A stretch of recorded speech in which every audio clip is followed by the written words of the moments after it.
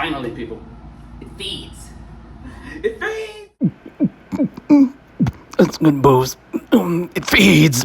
So, this movie, it feeds. The protagonists are two psychics. You have a mom named Cynthia and her young daughter, well, teenage daughter named Jordan. And they kind of do what the Warrens do. You know, the Warrens in the movie The Conjuring, they go into the home, they hear like a noise in the wall or something like that, or a mousetrap go off, and they're like, "Oh, it's a demon ghost! Oh, I gotta do all the hocus pocus." And then they don't hear anything anymore, and they're like, "That'll be $2,000." But these two, Cynthia and Jordan, they got real power. Now, they'll put their finger on your forehead, and then they kind of go into your mind to kind of deal with your trauma. All right. Now it's kind of freaky because they'll go in your mind, and they got a whole new wardrobe on. They got a whole new outfit, makeup. Their hair is different. It's wild. But they're going in to find the trauma. Now, one day, a little girl comes to them, and they go inside her mind to try to find the trauma, and they find this entity. And guess what the entity does, people? Guess what it does? It feeds.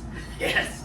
Very cool. Very cool way to open the movie. The end of the movie is also cool. You have this entity that kind of looks like a female version of the monster in Sinister. Is what it looks like.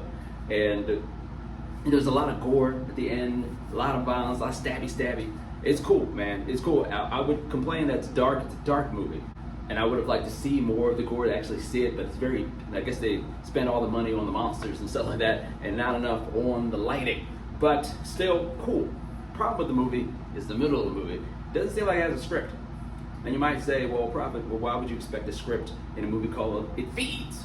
Well, if it was just a monster movie of a monster going around feeding on people, and that was the whole movie, cool. You know, a slasher movie doesn't need a script. I would appreciate it, doesn't need it.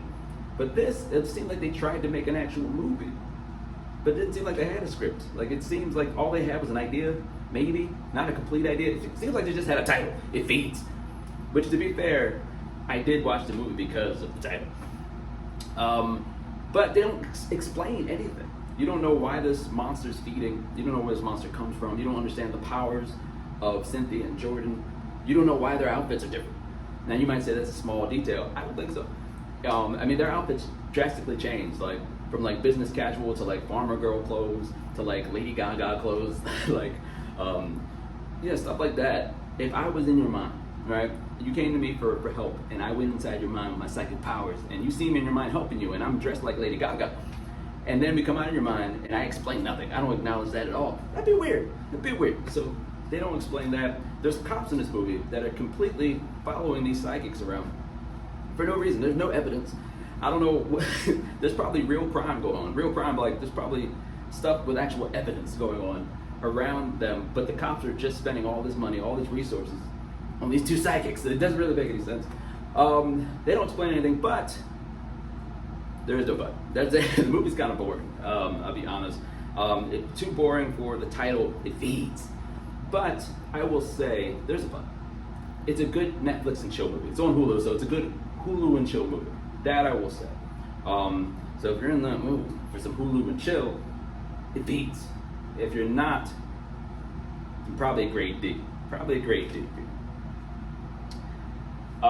Another thing I have about the movie that's a problem is there's a happy ending. All right, and I don't want happy endings anywhere near my horror movies. I don't. It's a problem for me. I want the horrific, and there's nothing horrific about a happy ending. Although, since they don't explain anything in this movie, is it a happy ending? If there's no context around the happy ending, is it a happy ending? You know, perhaps everything's wrapped up but not resolved, and perhaps it like they're bringing they just kind of drag the trauma down so it's still there, and they're just kind of suppressing it, and perhaps it's gonna overflow and it feeds too, people. It feeds too. It'll be back. It feeds.